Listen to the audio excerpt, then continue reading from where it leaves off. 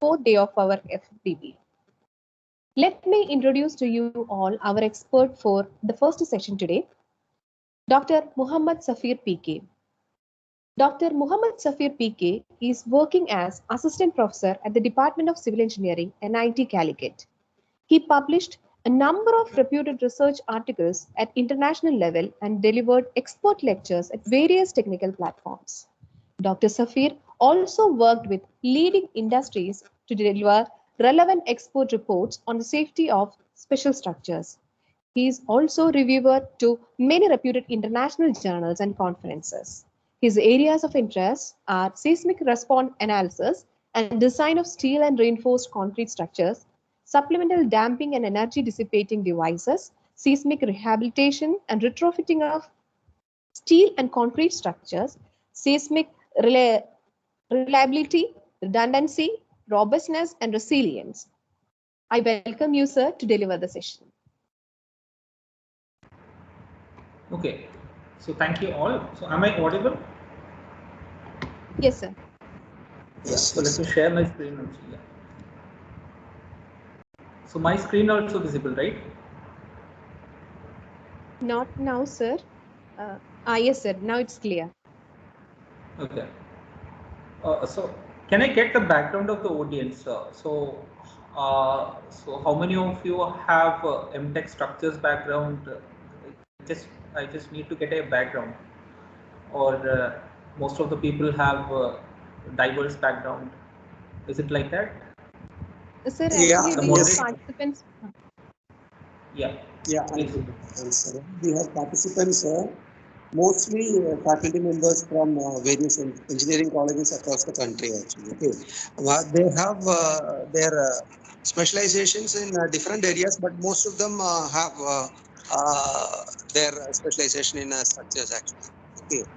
So right. that is the background of the audience. Actually. Okay, right. Okay, thank you. So let me give some introduction. Means that these days our major areas of research in our research group, one is steel moment resisting frame, another one is buckling restraint braces, and another one is bridges. So when I got a call, I just given the option either to give steel moment resisting frame or bridges. So they opted for steel moment resisting frame.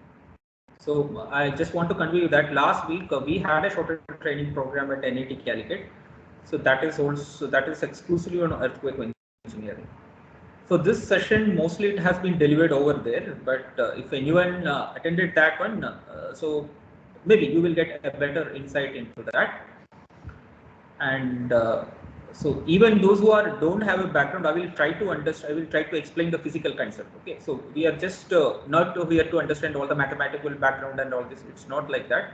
The physical concept actually. So what it physically mean, and once you understand that one, so then you will have the idea. So coming to the mathematical modeling, the programming skills or any kind of software skills, that you can learn at a later stage as well. Suppose you have a very good guide and you are ready to put your efficient time on a particular coding or understanding literature, then it will be fine actually. Okay, so let me start the session. Okay, so Professor, can I start then? Please. Yeah, I'm sorry. I'm just closing some of my okay in order to avoid the disturbances. Okay, so I'm sorry. Right. So I'm just going to. Okay. So this seismic robustness assessment of steel moment resisting frames, considering material property variability.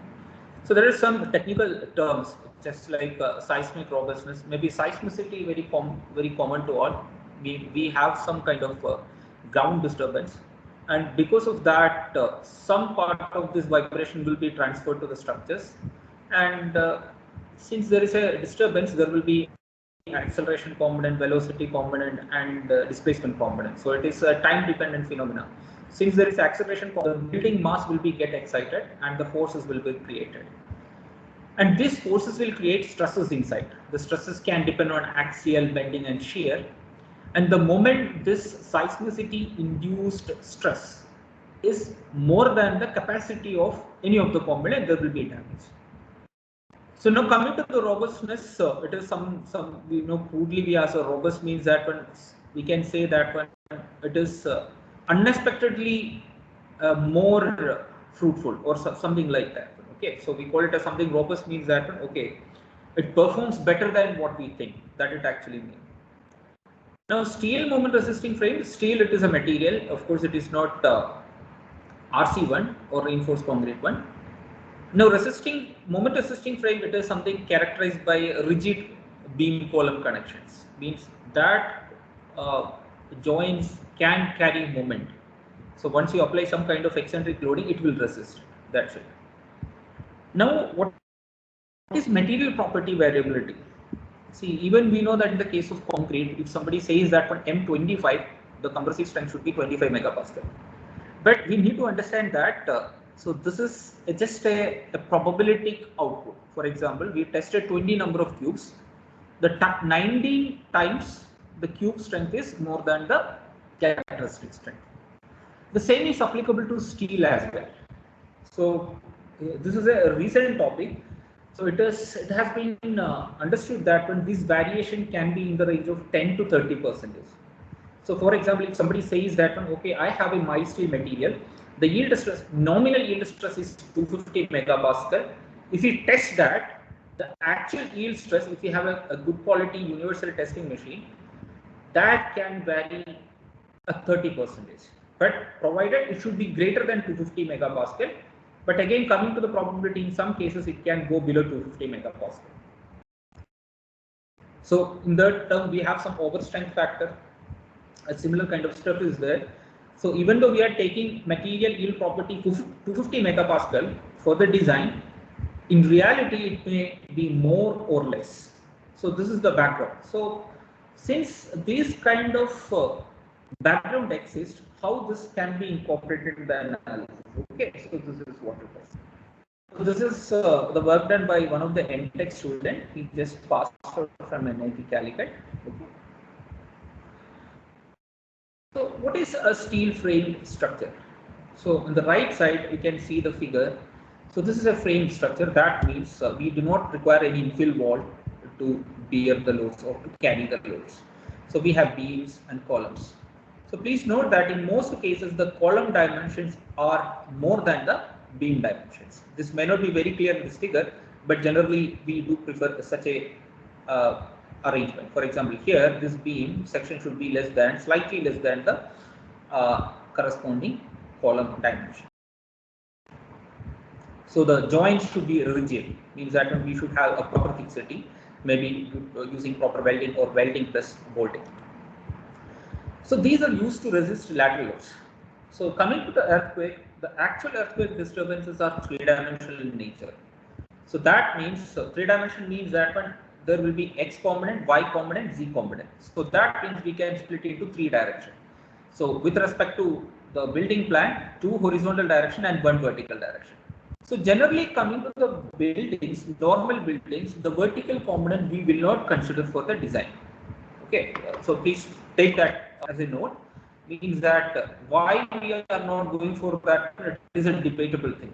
So many criteria are there. But if you are considering bridges or water tank, we call it as inverted pendulum structures. What is meant by inverted pendulum structures? In normal cases, the building will experience maximum mass at the bottom. It's a cumulative one. From the top to bottom, it is keep on increasing. But whereas in the case of inverted type structures, for example, bridge or water tank, most of the mass will be at the top. In that case, we have to consider vertical excitation as well. But we are not accounting that in our case, a normal building, whether it is steel or we consider only lateral. Okay, so there will be two lateral directions along say X and Y. Z I am taking vertical one. So the building, even if you look at the earthquake, mostly we see that when the buildings will shake horizontally. We rarely see that when it is means vibrating vertically. It is almost, we cannot, it is not visible to us. Okay, so this is effective in resisting lateral loads. So once there is a horizontal loading or excitation from the board, this will move laterally, such that this rigid joint will try to resist that one. Okay, so that this lateral movement will be restricted, or in fact, the damage to the structure can be minimized. So this rigid beam column joints, proper welding or proper other kind of arrangement need to be given such that the deformed shape in elastic case, okay. So before deformation and after deformation, the included angle remains same. But of course, in earthquake, what will happen that there can be some kind of yielding. So again, so how that need to be addressed, that we will discuss briefly. So the concept of capacity design concept of capacity design is followed in this design. So what is that? Strong column, weak beam. So what it means that even if we have some kind of yielding in the beam, the building collapse can be avoided. But if we have a column damage or a column failure, mostly the chances of building collapse is very, very high. So that is again a different topic. So please do understand that what we prefer, we have weak beam means and strong column. So that means in case of any kind of overloading, okay, so once there is an earthquake, there will be an overloading. So the first yielding means that should occur in the beam, not in the column. Now the question is that okay, so why we need to allow damage in the structures? Can we design it elastically for a magnitude earthquake? So there is again some other aspect we need to consider. For example, broadly we can classify into three types of earthquake: a minor, moderate, a very severe. So minor earthquake, it is something like that, and very small. Maybe most of us experienced once in a lifetime or something like that. Moderate, again, chances are very less, but the magnitude will be little high. So we will experience some kind of damage. If the earthquake is very severe, that is catastrophic. Maybe the magnitude may be more than 7.5 or 8, something like that. So these are the broader classification. So even if we have, for example, Indian context, somebody says that when it is zone 5, where we are expecting maximum earthquake, to design elastically to that kind of load is not economical. So there are some considerations for that. So for if you are designing like for a 8-story building, the entire bottom story may be occupied by the column. So there are some force aspect and all these things. So what we will do that we will apply some kind of engineering application. Okay, some kind of yielding is okay, even in the moderate level of earthquake. So after the earthquake, we can repair that one. But in this catastrophic earthquake actually, so in that case, we will make sure that the structure is have sufficient ductility or yielding. Maybe in RCC we say that one under reinforced section, something similar to that one. Before the collapse, we have to save the occupants. That's it. So that need to be very clear. Okay. So based on this one, we are developing one. So from my side, I want to be, this is a little more interactive. So anyone need any clarification on this one, please ask right now. We have sufficient time. So for the time being, so anyone need any clarification, if you are free to ask. We are at 9:21 only. So is it fine to everyone? So can I see the audience? Yes, sir. Yes, sir. Yeah. Fine. Okay. So no doubt still now. Okay. So generally we encourage the audience to ask questions. Okay. Let me move further then. So now what will happen if there is a ground excitation? So we are considering only the horizontal excitation for the time being, and we have properly designed the moment resisting frame. We will go for two-dimensional analysis. So this is again a simplified assumption. Though the actual structures are three-dimensional in nature, two-dimensional analysis is sufficient provided we used all the engineering tools effectively.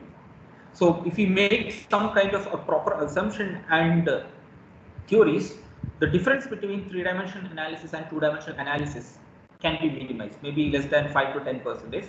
And the results in two-dimensional analysis is comparable to the three-dimensional, and the same can be used for the engineering judgment. Okay, so this is a building. So instead of going for the three-dimensional analysis, there are some portion we can deduce it into three-dimension to two-dimension, and we can do the analysis. So in that case of earthquake, so there will be yielding.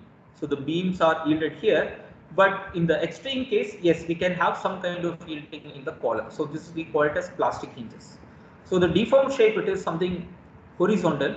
So we are only considering the horizontal movement. Now, what do you mean by plastic hinge? Maybe most of us have that background. So because of this one, if the span of moment resisting frame in steel between 6 meter to say 12 meter, mostly this will be bending predominant. So there will be bending stress. And because of that bending stress, we know that when if this loading is just is higher, all the fibers are going to yield, and then effectively and at the end we can have plastic hinge. That's it. So what is going to happen there? The input seismic action have some energy, and this energy is dissipated by these plastic hinges. So the plastic hinge means some of the material bond inside has been broken. So utilizing the input energy. So remember, these kind of plastic hinge damages should be within the control at the design level of earthquake. So this is the principle. Now, so for example, this building. Now the question is that, okay, how we will ensure this one? Okay, how we will ensure that one we should have yielding at the beam. So for example, if we take this figure, same as in the previous slide.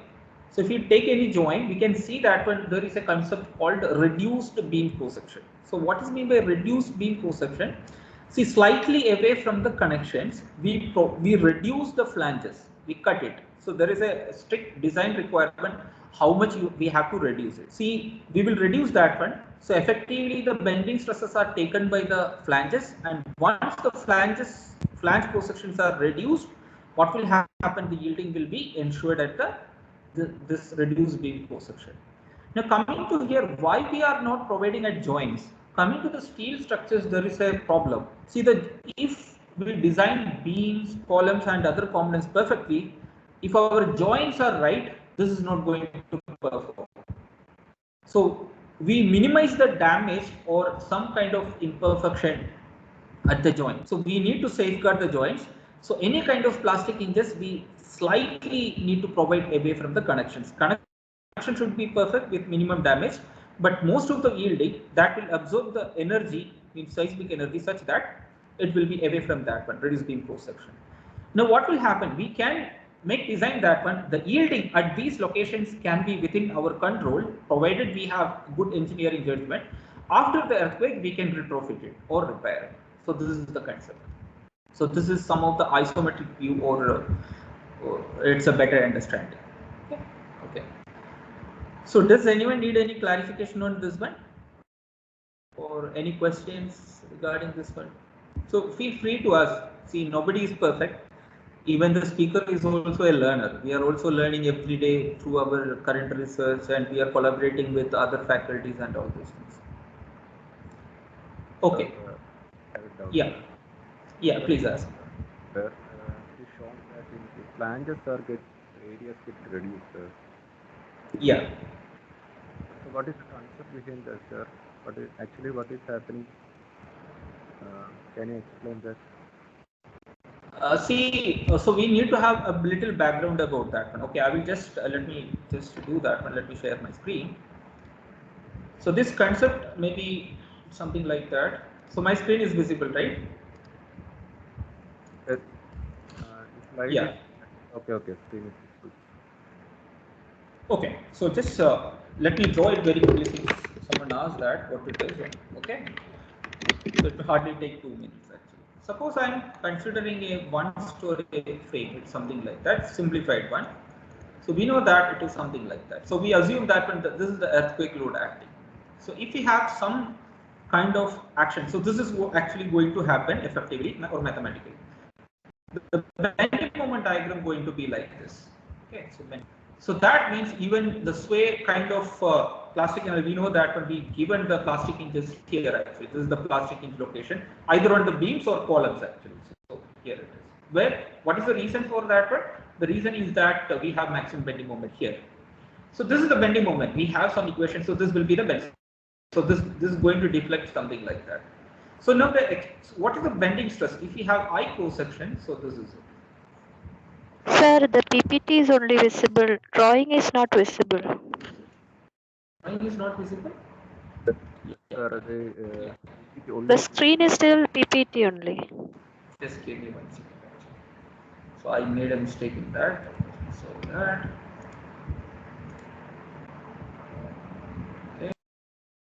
Okay.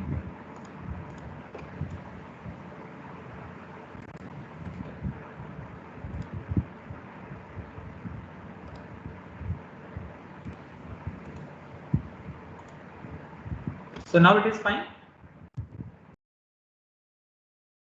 Okay, sir. It is visible, sir. Yeah. It is. Yeah, I'm sorry. So I will read.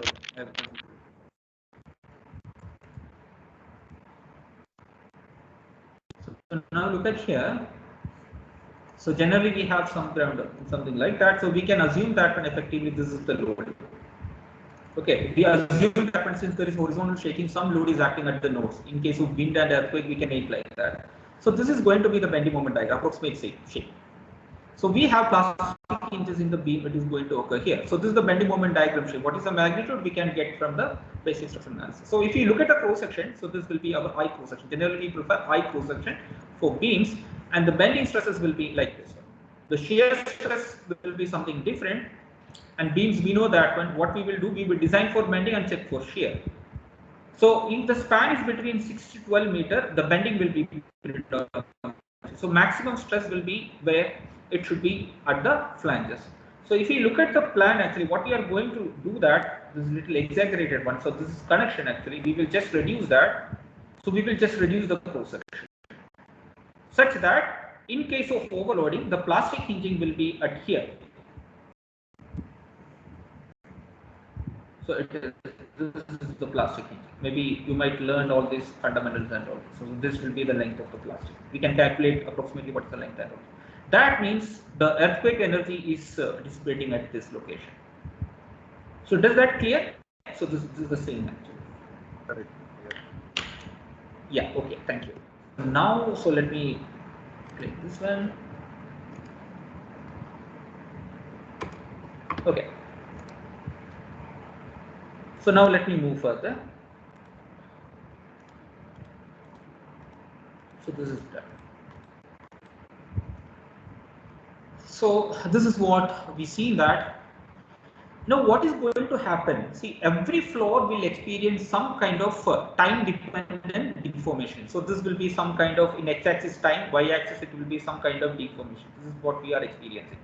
So fourth floor, third floor, second floor, and first floor. This will be the unit may be mm or centimeter like that during the earthquake. So this can be modeled in some kind of software platform or coding platform, maybe in MATLAB or OpenSeas. Then you can get this one. So now the problem is that when how we will quantify the damage. Yes, we understood that when there will be some kind of damage. So how we will quantify that? So there is some kind of horizontal movement. If there is a more movement horizontally, there will be more damage. That is very obvious because of the continuity of the structure. So now we are going to define a term called inter-story drift ratio. So in most of the engineering problems, we need normalized parameters. So normalized parameters means that we are not interested to take units actually. So drift, it is something like that. What is the lateral movement for a given story divided by corresponding story height? So this is called lateral drift. So if the drift is more damage. So this is one of the criteria generally we use to scale the structure depending on the damage. For example, if somebody says that one, this is I taken from literature, some intermediate structures. If the drift, the percentage means what is the lateral movement? Say somebody says that when it is 30 mm, and what is the height? 3 meter. So take the ratio, multiply by 100. If the drift is in this ratio, effectively we do not have no damage. If drift between 0.25 to 0.75 can have minor damage, and if we have drift, it's something 0.75 to 1.5 percentage, it is again moderate, and more than that we can have major damage. So this is one of the approach.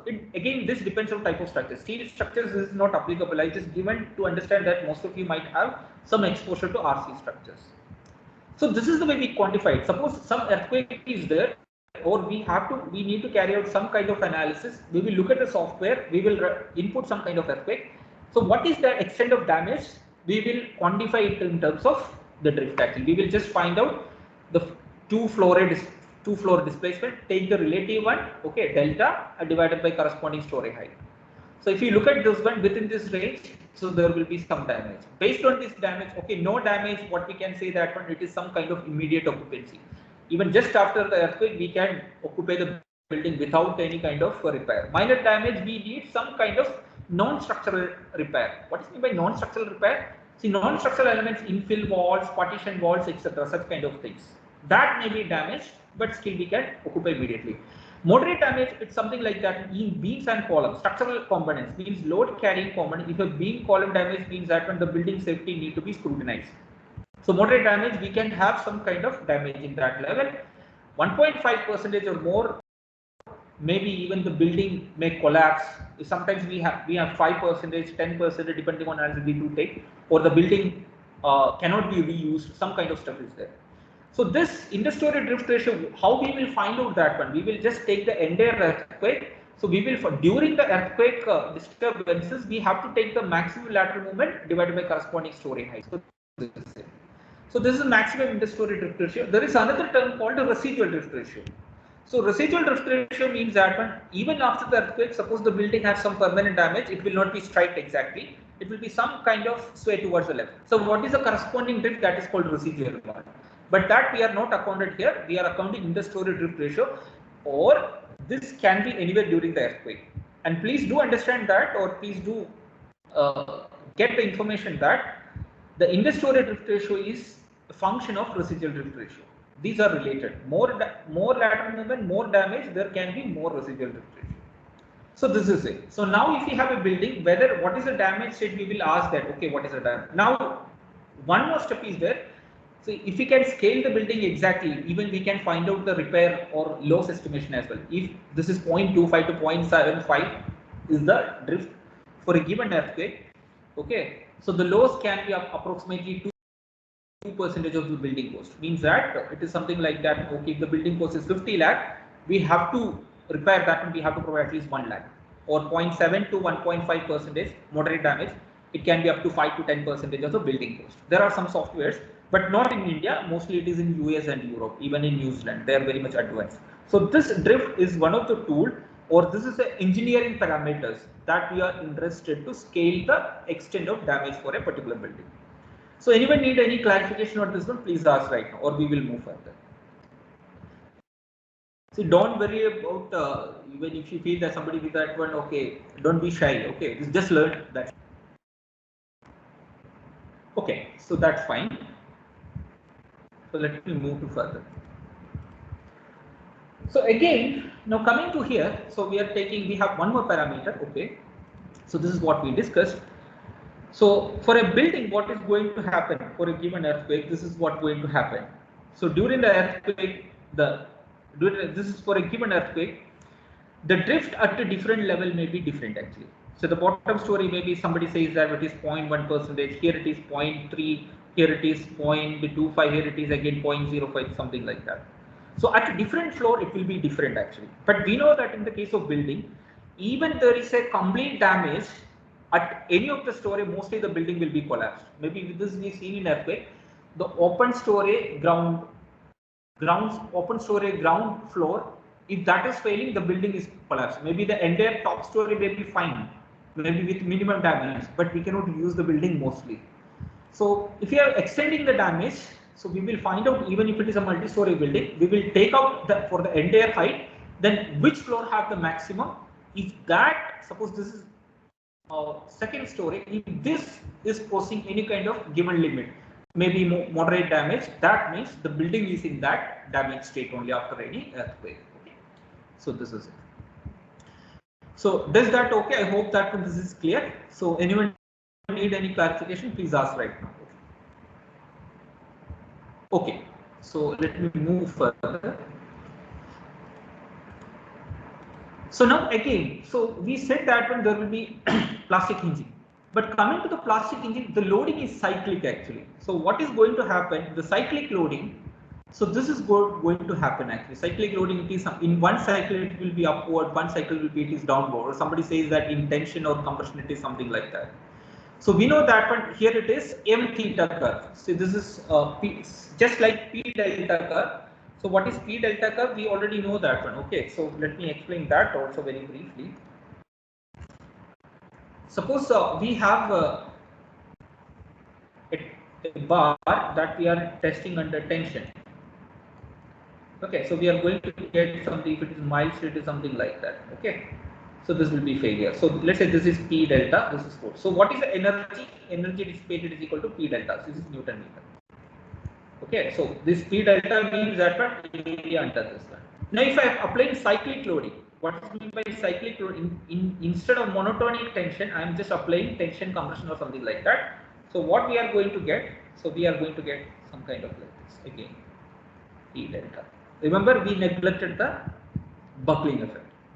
So again, each loop is the energy. So this is the input energy dissipated by each component due to yielding that has been given by the earthquake. And the same thing can be applicable to m theta as well. Okay, so m theta as well. Okay, what is the unit? So what is the unit here? See, if you take the Newton meter, here also it is Newton meter, and here it is radian. Actually, this is actually a dimensionless parameter. So in the plastic hinge, we are going to take this kind of steps. So mostly what we consider that, so this is the plastic hinging. So this is the energy dissipated over there, and we call it as in software. We just give this one. Okay, this is if there is a overloading. This is the backbone curve that we can give in the software, maybe SAP or any other software, or if it is a coding platform, we can give that one. And based on that one, the drift and all these things can be calculated. Okay. So does this okay? Anyone need any clarification on this one? Please ask right now. Yes, please ask. Hello, somebody asked.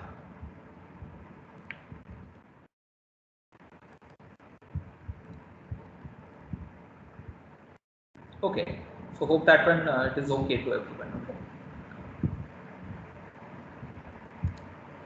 Okay, so this is the step. Now, so this is what it is going to happen in theta. So this is the relationship. Actually, this we need to implement at a different location, the software or the coding platform, such that once it is the simulation is occurring, this will automatically take that one. Okay, and this model is taken from the experiments actually based on. So they conducted the experiment, and this has been the mathematical model has been deduced from that one. Then these details can be obtained from this journal. Okay, this is. Now coming to the hazard curve or spectral acceleration. So some fundamentals are required in order to move forward. So what is meant by spectral acceleration? We know that the ground movement will have some velocity component, displacement component, and acceleration component since it is a vibration. Okay, so maybe we learned in 11th and 12th physics. So spectral acceleration is a type of acceleration. And what is the mean frequency of exceedance? What is the frequency? How many number of times we are exceeding it? For example, somebody asks, what is the frequency of taking your food? You say, I generally take 3. But if I am very good mood, I take 6. What it means that per day I take 5 times. That's it. If it is 5, like that. So now this is a hazard curve. We call it as hazard curve, the spectral acceleration. So that means more acceleration is the ground. So we know that one. So we can compare life like that one. Okay, every day we will have small problems, right? But once in a while we will have big problem in personal life. The same is applicable to nature and earthquake. So that means if the ground acceleration if magnitude is less, such earthquakes are a number of times it will occur if it is seismic zone. Okay, for example, those who are living in the northeastern region, maybe in the northern part of near to Himalaya, every month they will experience small earthquakes. But if it is a very large acceleration, look at here, the acceleration is very high, maybe 1 times g, that is 9.81. So that the frequency is less. Once in a while, once in 100 year, once in 200, that is going to occur. So in between we can have. So that means if acceleration is very less, it will occur a number of times in 100 year. If the acceleration is very more, it may be once in a while. So we can have intermediate points as well. And if we plot that in the log scale, so we know that in even geotech also. So geotech, most of the plots are in log scale. What is the reason? See, if we try to fit a linear scale, mostly we will not get that. So we take the help of logarithm. Okay, so that is the thing. So it is something like that one. So we will get a fit like this. So that means if we take a small component, maybe those who have geotechnical background, this can be related somewhat to that, but not exactly. The hazard is equal to k0 into s raised to k minus 1. So what is this is related to some kind of acceleration parameters, and k0, k1 is the constants actually, and k1 is related to the intensity of the earthquake or the magnitude actually. Actually, intensity and magnitude are different. We are not addressing that very detailed right now, but maybe if time permits, we will look into that one. If somebody is at k is equal to 2 in one case, somebody is at k is equal to 4 in one case, k1 is equal to 4 means that it is a severe earthquake. And this also can be related slowly. If you apply some kind of mathematical fundamental, it is something like that. Okay, so this is called hazard curve. Just understand that one. If the suppose ask earthquake occurs, so what is so generally we look for magnitude. If we are more technical, we ask what is the ground acceleration. That acceleration is more, that's a very rare occurrence. Okay, so the same is applicable for flood also. So how we will quantify the flood? It can be in terms of many parameters are there with respect to the base. What is the depth, water depth, rise, or what is the flow velocity in stream? There are many scaling methods are there, but this is in earthquake. We take some parameter related to acceleration. Clear? So any clarification required on this one? If somebody have any doubt, please ask right now. Okay, so let me move further. Okay, so now we understand the hazard curve. Now, what is the effect of this hazard curve on the structures? So it is something like that. If it is acceleration is less, means very frequently means that many times it will occur in 100 years or 500 years. What will happen?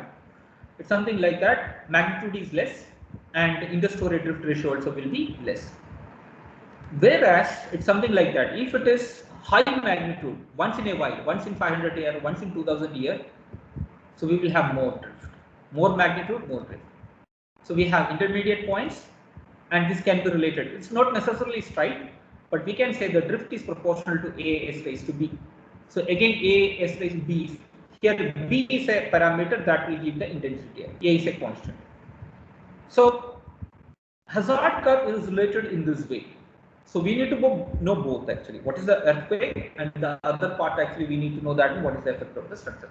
Now somebody asked that when the earthquake occurs once in severe earthquake once in a 100 year, it's something like that one.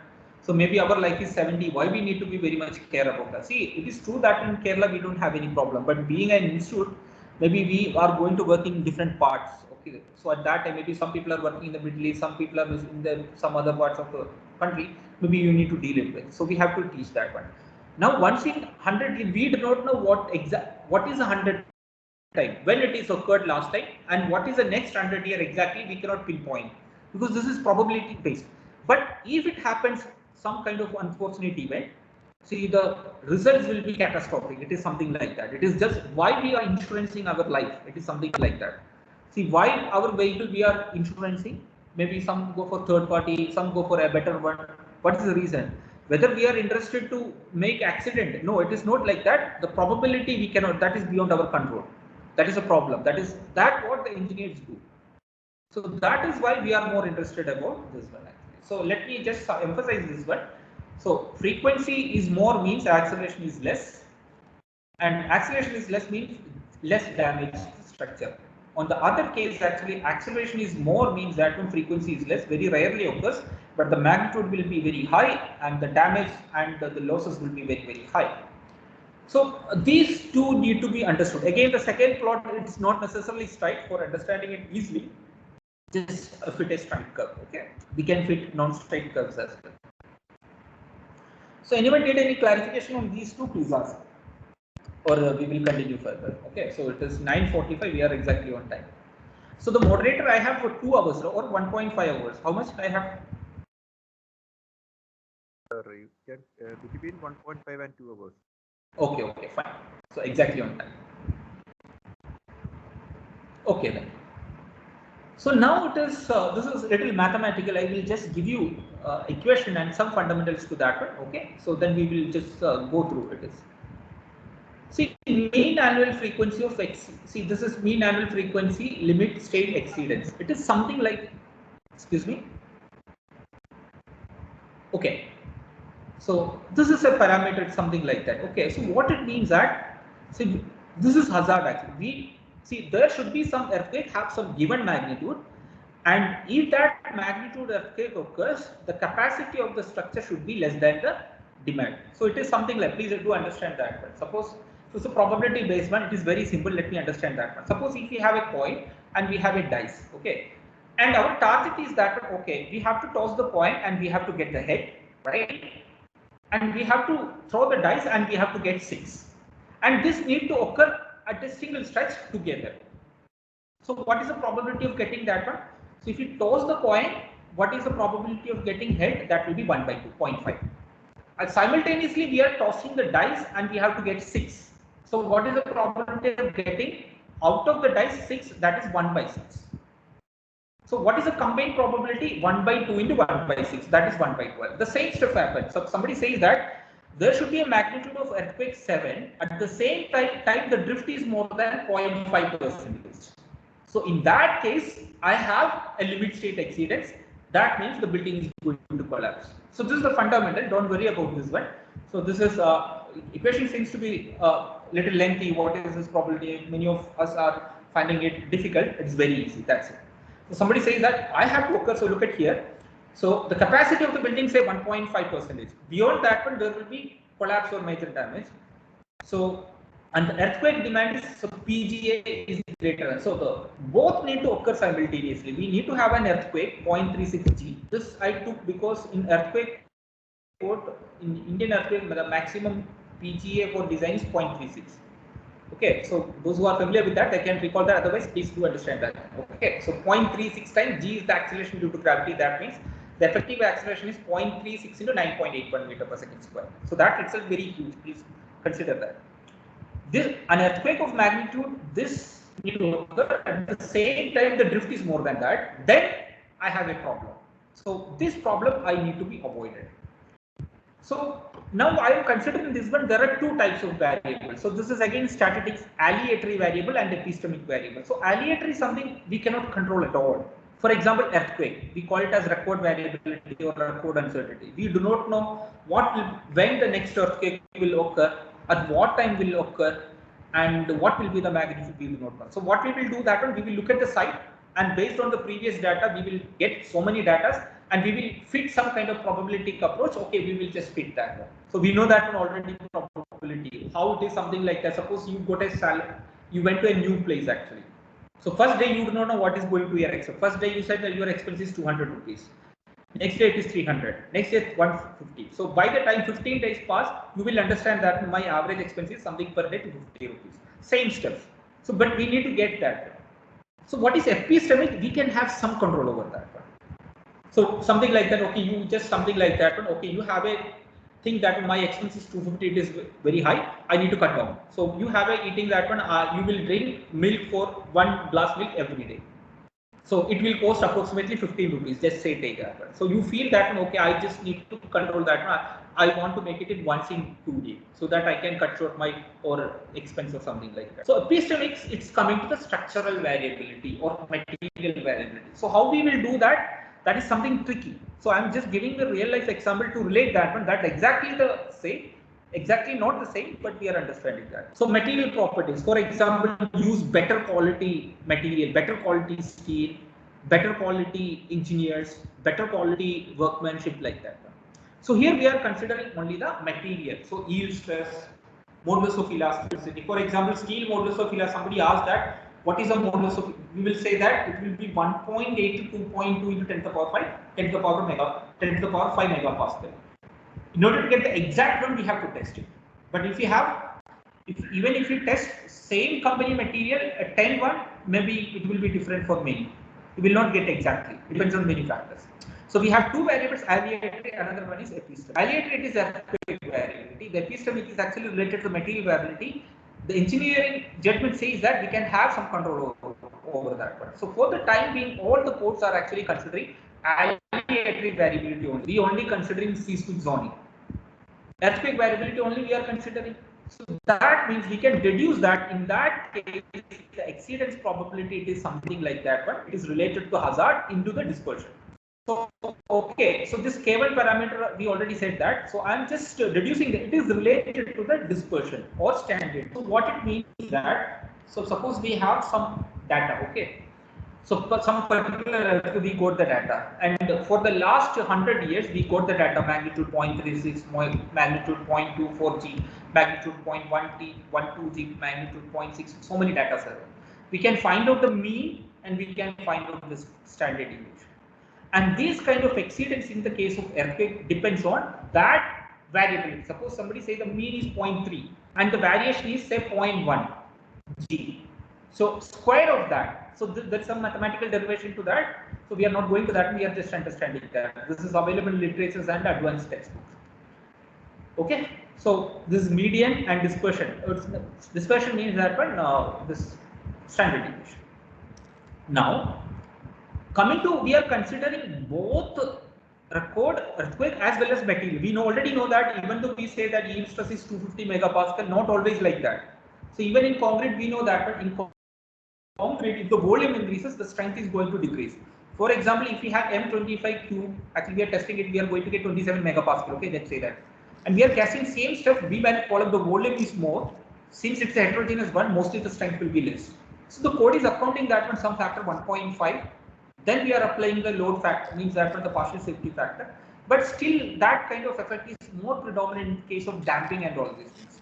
So what is damping? Damping, it is the ability to dissipate the external energy. That's it. So if you are considering both, what we can reduce that one, the first one, the standard deviation of earthquake records, and the second one is the standard deviation of material property. For example, what is a material property?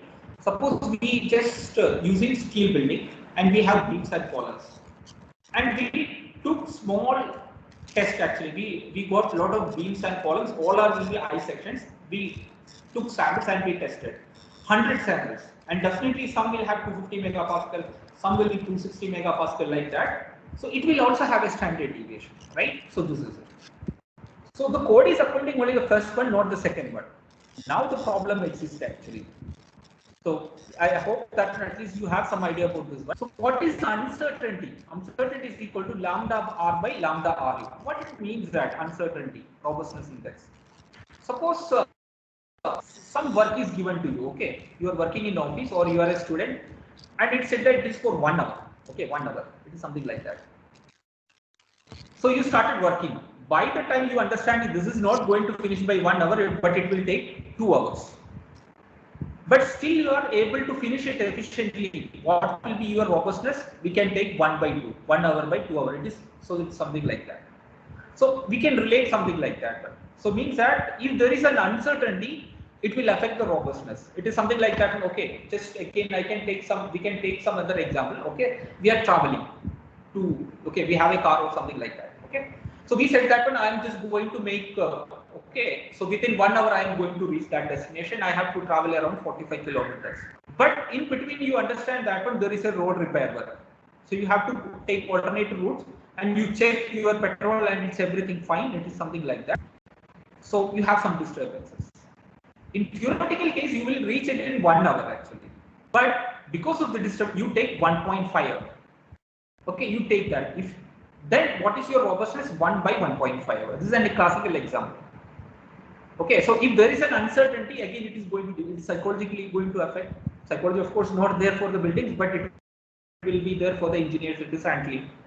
So the same stuff actually. In the first case, we said we are actually thinking that we have only uncertainty about the earthquake, but it is not like that. There is uncertainty due to earthquake as well as the material property. So if you take the ratio, we are going to get like that: K1 square by 2 into beta USS. And this variability is the dispersion of the material variability. I hope that at least some understanding is there. So let me go for further. So that is called robustness index. So what is structural? The ability of the structure to resist progressive collapse or disproportionate collapse. So I will come to that one. Before that is the capability to survive the unexpected loading. We actually designed for zone 3, but the earthquake is coming that is higher magnitude, that may be applicable to zone 5. We cannot stop that. We cannot say to earthquake, okay, this is zone 3, you cannot act here. So we can do that. So this is the problem. So how the building is going to perform, that depends on the earthquake as well as the material. If the material have better strength, it is fine. But if it is less than that, we have more damage. That is not unexpected. So in literature, you see that on structural ability of the structure to resist progressive collapse. So what is a progressive collapse? There will be some weak point. There will be damage. This is going to extend, and ultimately the building is going to collapse. So even there is a local damage, the building can resist because of the reserve strength or something like that. We call it as structurally robust or disproportionate collapse. What is disproportionate collapse? It is some small magnitude earthquake can get damage. It's something like that one.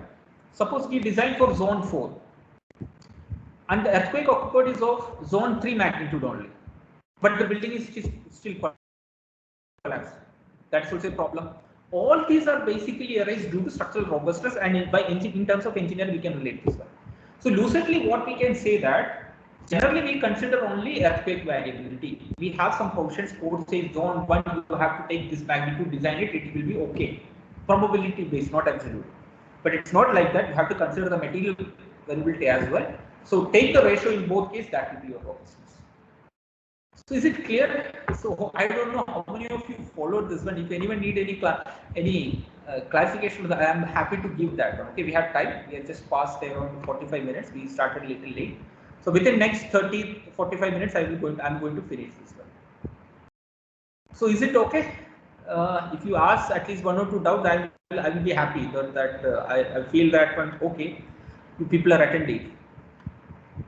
82 participants are there.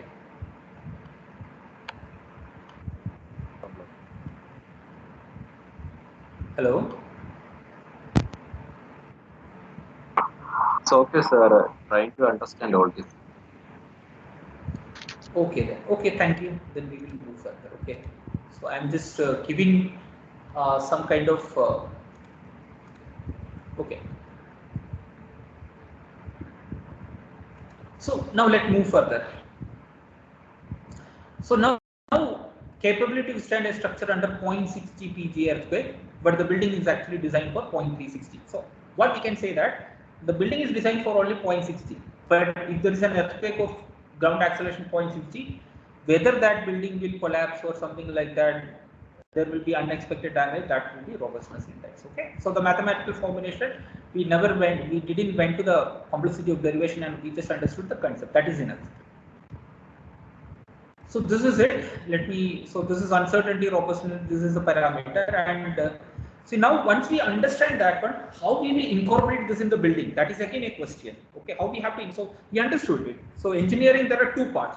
First, understanding the problem. So that will be more than 50%. There is a quote that one, if you understand the problem is half solved. What is next? Okay, you understood it, how we will implement that. So there is a term called response reduction factor. So there is a correction for response reduction factor. We will come to that one in the next slide. So the correction for response reduction factor is equal to IR raised to 1 by K1. So 1 by K1 again is the constant that we obtain from the hazard curve, depending on the magnitude of the earthquake. IR is this is the uncertainty robustness index ratio, lambda R divided lambda RU, and we can find out using this one. Now, so this K1 value we are taking 2, 3, 4. This is applicable for US Western region near California. This is taken from literature, and this value may modify. In Indian context, we did not start this kind of research. So maybe in the future we can expect this one. Low, medium, and high level of seismic intensity. So we have to apply the correction factor for response reduction factor. That is the solution to this one. So what is the response reduction factor? Yes, we already know that. So the most of the earthquake part will be horizontal actually.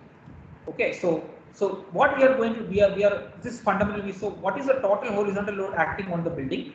So this is an inverted cantilever. The base will experience the entire shear. So why it is calling shear? The building can be assumed as a cantilever, vertical cantilever. So whatever may be the load acting above that, but the entire can be summed up, it will get the base shear. So generally code follow that one, calculate the design base shear. For that one we have to design it. Okay. So now the problem is that okay, there are some provision to find out base shear and displacement actually. Suppose we want to design the building elastically. Okay, no damage. So we already discussed that one, it is highly uneconomical, there are practical difficulties. So this is the case. This is the elastic design base shear, and this is the elastic design base shear, and this will be the elastic displacement.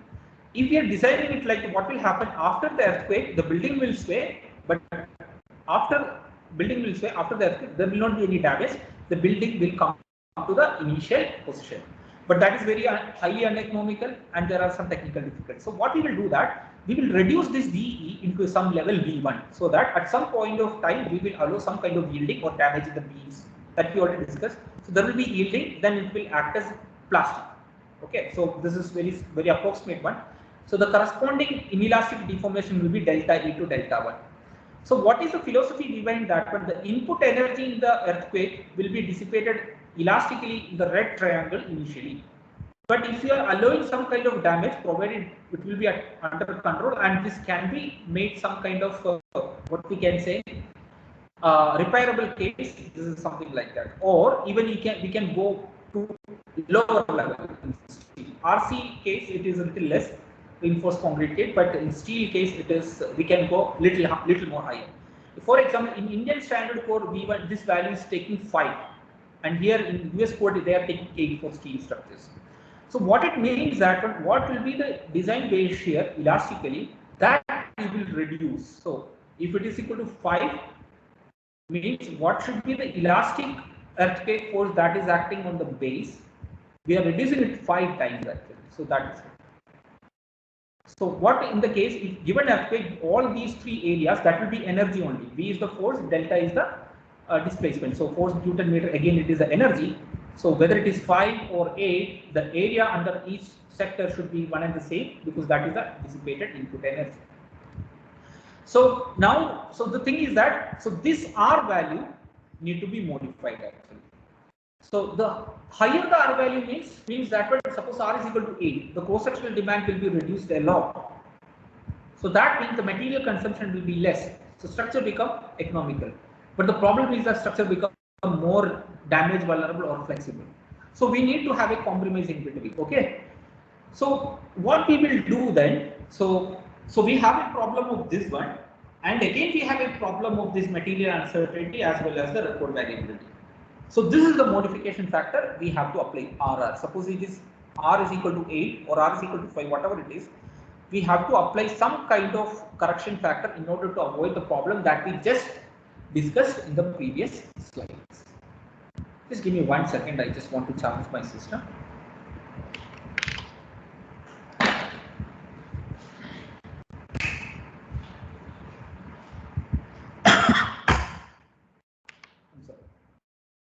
So anyone need any discussion on this one? Please ask right now. So we are almost halfway. Is it fine or? Yes, sir. Please is it continue. okay? Okay, sir. Yeah. So now we are structural robustness. We are just doing that.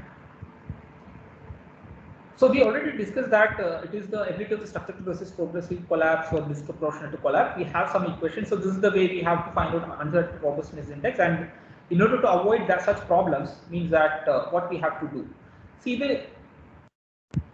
how much the structure is robust, we can use if that value will vary between 0 to 1. 1 means it is ideal case. I just discussed that when we are traveling from origin A to B, and it will take 1 hour. So while during that we have some uncertainty because some problem is there, but still be able to reach within 1 hour or something like that, the ideal condition. But that will rarely occur. If there is an uncertainty, there is a problem. So why uncertain?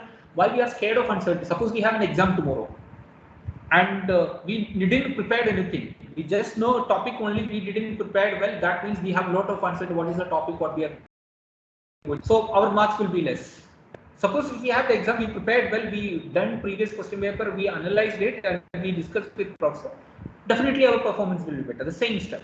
So generally a value, so it will be 0 to 1. So any value greater than 0.6 we consider to be a little better, but that we are not addressing right now. We are just finding out what is the method to do that. So now there is a term called incremental dynamic analysis. Most of you might have idea about this one, but I will just discuss this one very briefly. So this is also required. So incremental dynamic analysis can be report to report variable. So there are some theoretical concepts, something like that. I'm not going for that. I'm just explaining you using figures. Suppose I have an 8-story building and there is an earthquake, and we know that one earthquake alone it is not sufficient for simulation to understand the exact behavior. We will take number of earthquakes. So in x-axis we have inter-story drift ratio. We know that one lateral movement by corresponding story height. It can be anywhere, and the y-axis we can intensity of the earthquake. For example, acceleration or something like that. Suppose I am taking one earthquake, it is something like that. So what I have to do, same earthquake, I have to scale to different magnitude. I just in software apply the earthquake and multiply by 0.1. I'm reducing the scale. So the intensity may be less, the drift may be less.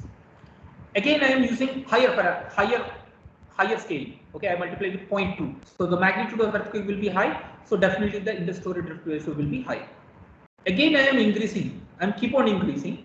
So what will happen? More intensity or more acceleration, more Indus-Story drift ratio, and keep on doing that one. So again here, again more acceleration or intensity and more drift ratio, and we have to do that one. We have to do till our target. We said that one. Okay, if the drift is more than 1.5, I have collapse. So we have to take one earthquake, we have to scale it to different magnitude, we have to run it, and we have to find out the Indus-Story drift ratio till our performance level. So that will be ideal curve for one earthquake. Likewise, we have to take 20, 40, depends actually. Generally 20 earthquake is minimum. We take 40. For machine learning, it should be, machine learning actually higher standards. Like we are again using mathematical and statistical fundamental. It may be more than 100 to 400 minimum is required actually. So then I have more earthquakes. Okay, so more earthquakes I have. So I'll just do that. So once I have that, I have to take median. What is mean by median? What is the difference between median and mean? Mean means that, see, different intensity measure, 0.12, 0.14, like that, up to here 0.6. Compute all and divided by number of times. That is mean. What is median? Median means if I have 20 earthquake, I have to take 11th earthquake. In earthquake, in log scale, we generally prefer median. There are some fundamental reasons for that, but please do understand that we are taking median, not mean. Mean means sum it up divided by the number. Median, it is a position actually. Okay, it's something like that. Okay, somebody says that okay, we have 10 students. We take the average height. So starting from 1.5 to 2 meter. So somebody says that one, okay, my average weight is 1.65. So how you will get that? Sum it up, divide by number. In some cases, if the large number, there will be correction in -1, but that we are not accounting here. What is the median? We just place it in some order, maybe based on the age. Excuse me, age or something like that. Suppose I have 10 students in some order. Who is the sixth one? That height will be the median. So median plus we have some kind of standard deviation. From here we have some kind of dispersion. If we have that, we can plot the fragility curve. Okay, so this fragility curve will give the probability of failure or accidents or something like that. So what is the fragility? That we will explain in the coming sessions. So this is what explained in the previous slides actually. So let me go through very quickly since we have time. Record to record variability involved performing series of non-linear dynamic analysis for each ground motion record scale to multiple intensity level. Each earthquake we have to take different intensity level, we have to scale it, run it, we have to find out the IDR to get the IDR curve for each earthquake. Likewise, we have to take a number of earthquakes. In our case, we took 40. And intensity measure, again, there is a damped first mode spectral. There are some parameters. Those who have background in structural dynamics and earthquake engineering can understand that. For the time being, I'm skipping that point. So Indus-Story drift ratio can be considered as the engineering demand parameter that we already discussed. More Indus-Story ratio, more drift. But here we are taking 10%. Steel can have more drift. If the drift is 10%, there is a collapse. It is a little higher side. This is based on the curve journal. In 2002 from Stanford University, we have a paper from Cornell and team, and they use 10%. Now these some literature say 5, 7, it depends. We took 7%. So we have to do this kind of incrementing and finding out the IDR till 10%. We will see that one. Okay. So this is what it is. No, we are just applying this one. Okay, we are exactly on time. We are taking an 8-story building. So why 8-story? See, there are something like that one. So generally we take 4-story, 8-story, 12-story, and 16-story. See, there is something called higher mode effect. So 8-story is something like that one. Rather than the first mode, so what is mode of vibration will be there. So what is mean by mode of vibration? We already know that we stretch a wire and or such a string and try to vibrate it. We can have different mode. First mode, it is one way. Second mode, it will be there will be two waves. There will be one crossing. The same stuff is applicable to building also under earthquake, especially tall structures. It is very predominant, but not for lower rise buildings. So that is why we are taking 8-story building. Just given in glimpse of that. There are some literature reasons for that. Why going for 8, 12, and 16, but we are presenting only 8-story structure. So 8-story, 3 bay SMRF, and this is the US code for that. So this is the building plan, and please do understand that we are one earthquake acting horizontally, another X direction, another is acting vertically in plan. So means that X and Y direction, and in X direction, the earthquake will be resisted by this one and this. So if the X direction earthquake, 50% will be shared by this one and 50% will be shared this one. So we are not used to make the entire structure resist to earthquake. It will not do that. It is just like kind of damper. See, it is some kind of, this is actually some protective system. You know that one. So what is that one? Suppose we have fuse in our electrical system at the home. Where will we put the fuse? At the beginning actually. We don't put fuse everywhere. Okay, so similarly like that one, there are some critical locations we provide this moment resisting frame to resist the earthquake. So this is what we designed and this is the elevation. So bottom story 4.6 meter and the higher story we have higher magnitude. It is like that. Okay. So R is equal to 8. So this is the value they are taken in US code. This is the seismic weight. Seismic weight is something like it's a combination of dead load and live load. 100% dead load, some percentage of live. We took 25%. The entire mass may not be available during the earthquake. This fundamental actually known to us, most of us. So these are coefficient and time period. I'm not going to that. So this is the yield stress and this is the overstrike. So yield stress for 345 megapascal. So this is in US standards actually. In Indian standard generally yield stress will be 250 megapascal. But in US standard many varieties are available. Mostly they will take 345 megapascal stuff. So now overstrength is 1.1. So that means if we test that one, mostly we will, so even the normal stress is 345 megapascal, we test it, we will get the value more than 1.1. So this is the model. There are many other parameters also there. I will just go through very quickly. Will be So now, sorry. Hello. Participants, please mute your mic. So I think okay. So I'll be just in. Please mute your mic. And Anurag Chaube, please mute your mic. Bukia Jayama, please mute your mic. So I just make sure that when you all okay. So that mic is okay. So this is the building model. There are many fundamentals, something like that P delta leaning column and all these things are there. So what is P delta columns? See, some loads are acting eccentric to the frame. So P delta effect is something, suppose we have a column, 100% concentric loading is not possible. Some load will be eccentric. Because of that, there will be a P delta effect. There will be additional stresses due to bending. So that fundamentals can be available in literature. So we are not covering that one. This is one of the model actually. So how we will model in beam column elements. So this is the connection panel zone. This is the beam and top and bottom there will be column. And this model has been developed in OpenSys. And the details can be this journal is already, one conference paper is already published. The other one is in reviewing engineering structure. Hopefully this will be available by next month or next month. Okay. So at that time you can refer that one. So the connection panel zone non-linearity, there will be a Kreuler model. Then the plastic rotational hinge actually is something like that. So what this physically means that once there is an earthquake, this will follow nonlinear behavior like this. So this is just incorporating the nonlinear behavior in the software. So just apply the earthquake. So this building is going to respond non-linearly, and the entire inelastic deformation will be is going to follow or traced on this manner. Okay, so this also, those who are interested to that, please go through the literature. So now again we took different 40 ground motion. A magnitude again, this is based on the literature we took. The magnitude can vary 5.3 to 7.9, and duration is 15 seconds to 100 seconds, and PG, peak ground acceleration is 0.05 to 1.33 G, and nearly 1,600 simulation we have to do. How? One earthquake. Okay, we have to make, see, we have 40 earthquakes. So many times we have to, each earthquake, we have to go for more than 10 to 50 earthquake, we have simulation, we have to do that. And these are the characteristics of earthquake. So that there will be again period and spectral acceleration. These are in log scale. So this is the building time period. So this is to understand the tuning as well as the scaling parameters, but we are skipping for this time being. Okay.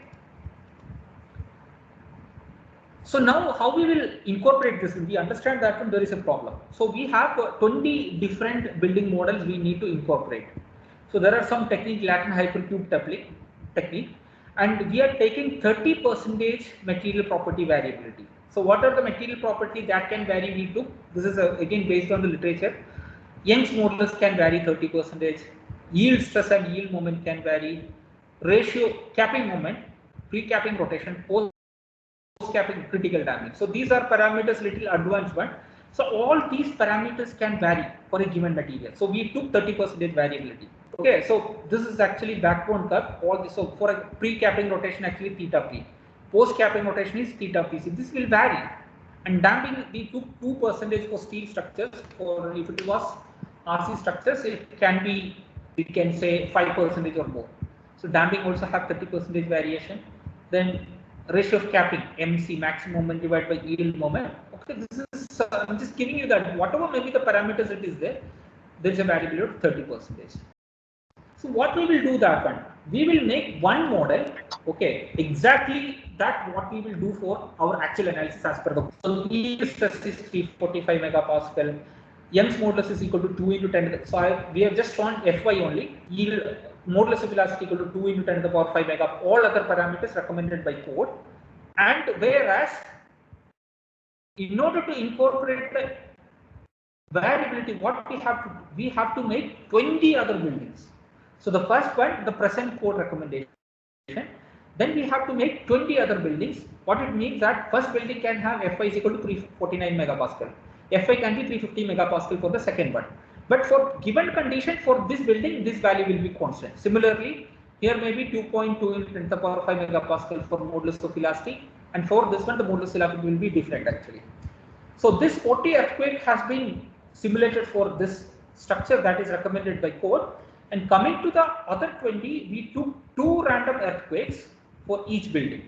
So 2 for this one, 2 for this one, such that the first one code recommended one, the second one indirectly incorporating the material variability. For example, the building, we took 2 earthquakes, the yield stress is 349 megapascal and the yield stress, the material properties will be different. We ran that, we took that IDA curve. Okay, the next building we took another 2.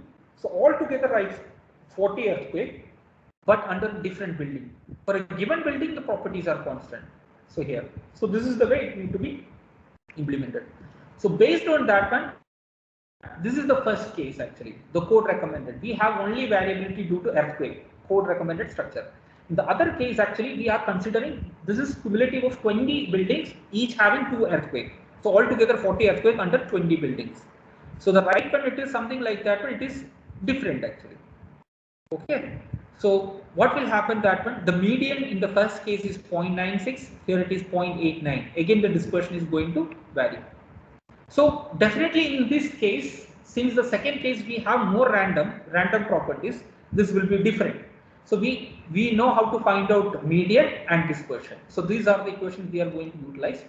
So this building only record variability. So this is the values, and this and the correspond. See the first 8-story building, the top one only earthquake variability. Second one, instead of one building, we took 20 and we run 2 earthquake for each, and altogether 40, and this will be the value of dispersion. Okay, how this median is keep on varying? There are some statistical equation how to find out the standard deviation. Either you can use your Excel sheet or you can code it in MATLAB or any other tools actually.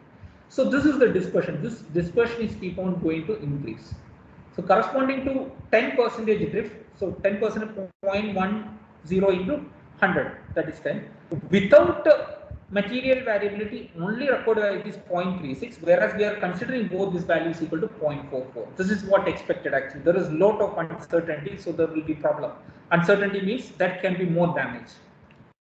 So now coming to the probability fragility curve, how we will draw the fragility curve. So these are some fundamentals. Let me go through it. This is the equation to draw the fragility curve.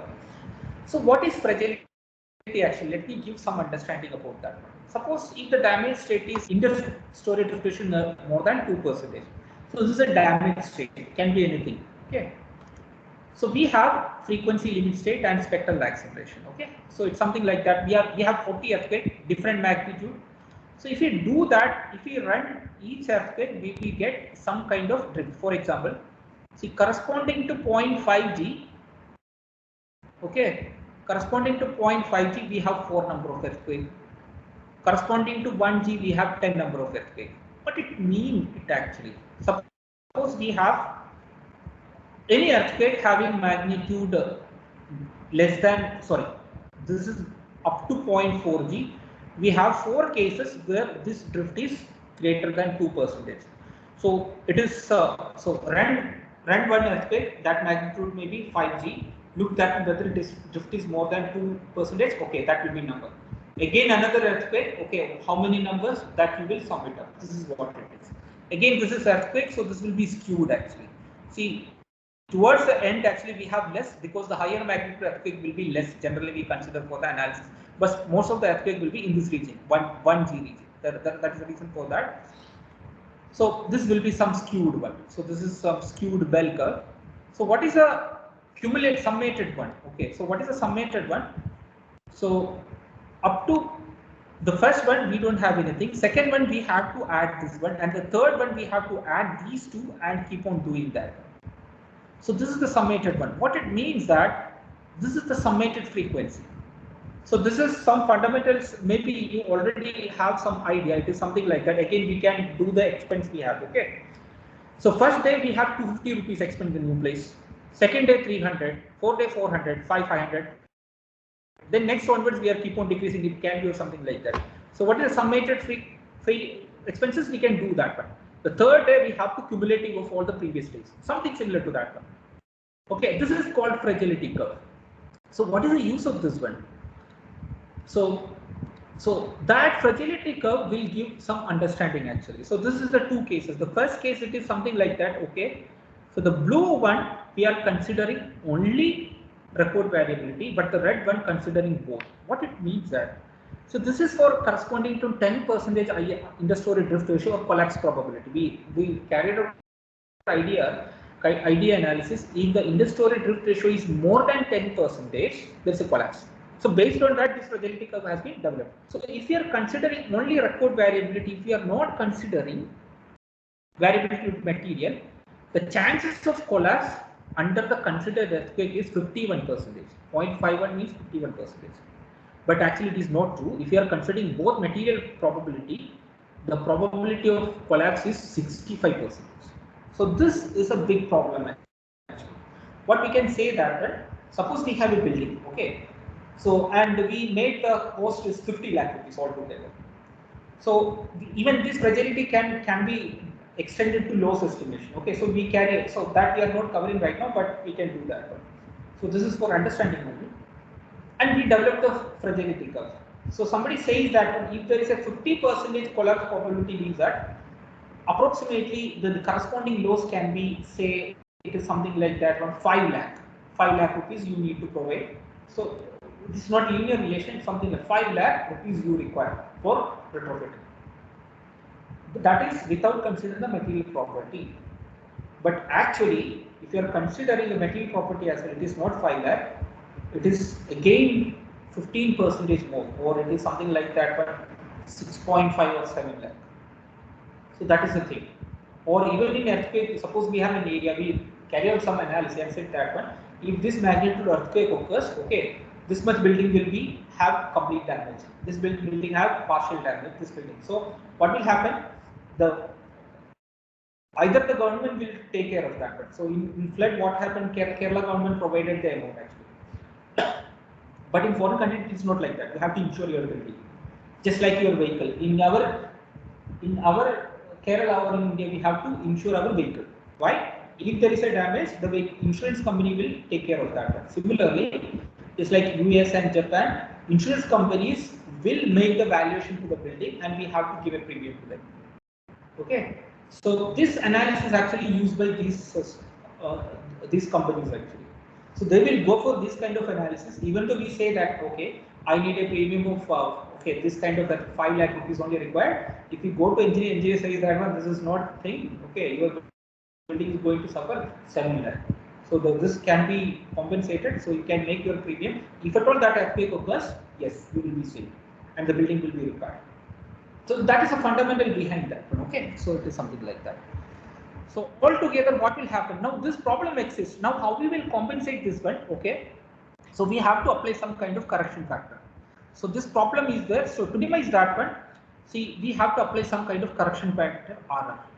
So these are the different values corresponding to moderate, medium, high level. So the RR value got 0.94, 0.91 and 0.88. That means initially we took R is equal to 8. If it is moderate level region, we cannot take 8, it is 7.5. So, and medium level, it will be, sorry, this is the first minor or something, this is moderate or medium.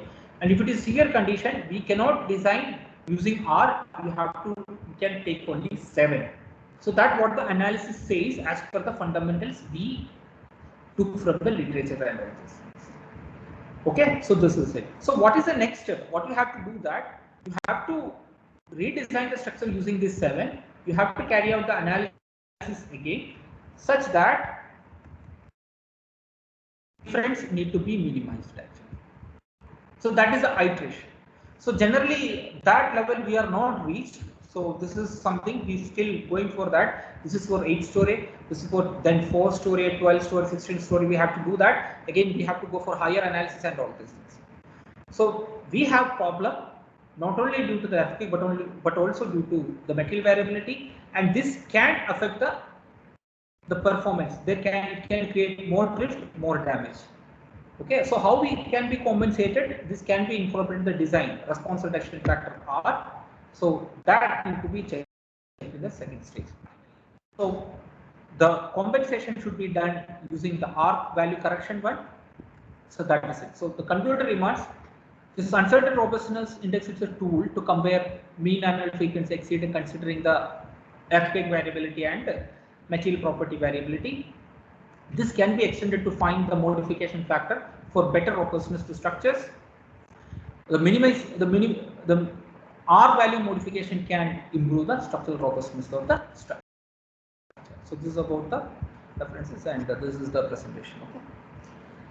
So thank you for being patient. So hope that when those who have from the beginning and in between they are curious about that one, at least some idea about all these things.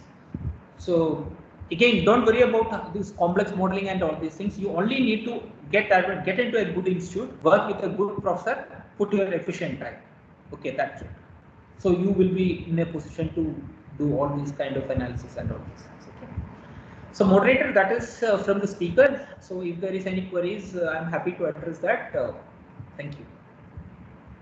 Thank you, sir. Dear participants, in case of any doubts, you can interact with our expert. See, even don't worry about that one. The questions not necessarily need to be from the presentation. If you have anything that related to or near related to this topic also, okay.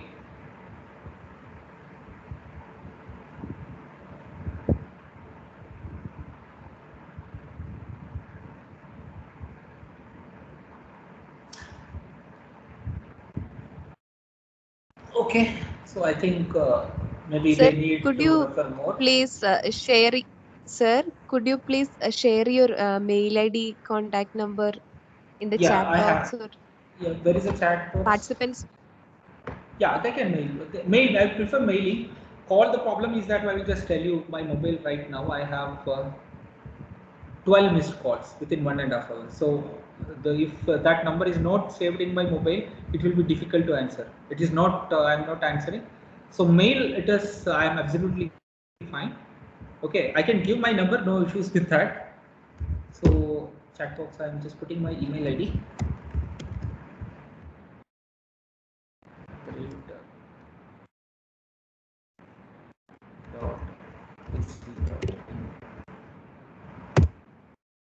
So this is it. And I'm just putting my mobile number also, but see, if I'm not replying to you, please don't feel that, okay, it's not like that. Okay, so recommended email. Okay. Mostly I will reply to that one, unless otherwise it has been impact with the other things.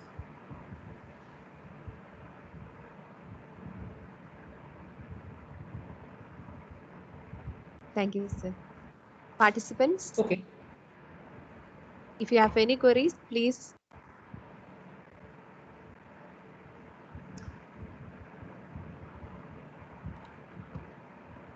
Okay, so that is from my side. So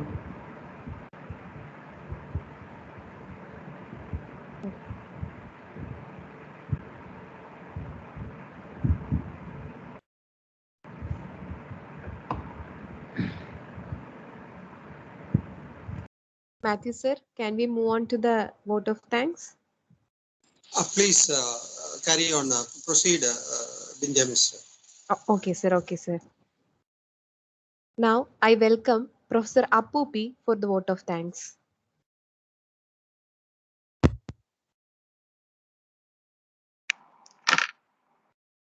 Thank you, Mr. Miss. Good morning, one and all. It's my honor and privilege to propose vote of thanks on this occasion. Myself, Appu, Assistant Professor, Department of Civil Engineering, College of Engineering, Kirangur, send a very hearty vote of thanks to one of our eminent resource person, Dr. Muhammad Safir sir, for sparing his valuable time with us and for enlightening us with your knowledge on seismic response assessment of steel moment resisting frames. The session enriched with the topic that describes steel frame structure, capacity design concept, strong column, weak beam concept, then plastic hinges, about plastic hinges, inter-story drift ratio, that is idea. He explains that if drift is more, then more damage will happen. Then he explains about the hazard curve for spectral installation. We have seen the correlation between HS, K0 expressed like that. Then he explains the correlation between the spectral installations and the IDR, that is inter-story drift ratio, then robustness index, structural robustness, then non-linear time history analysis, collapse fragility, then seismic strength reduction modification, like that. Okay. So he concluded that the uncertainty robustness index, that is IR, is useful to compare to MF to exceedance, considering both the lefty and systemic. I think the researchers, those who are doing researchers work in this area, seismic analysis and dynamic analysis like that, it is very helpful to those doing the research in this area. So finally, on behalf of the Civil Engineering Department, once again, I thank Dr. Muhammad Safir sir for accepting our invitation and sparing his valuable time with us. Thank you, sir. Thank you very much. Okay, thank you, Matthew sir, for inviting me, and hope that when we will meet in some other location. Okay, thank you. Thank you all. Thank you. Yeah, thank you. So let me leave. Thank you. Thank you.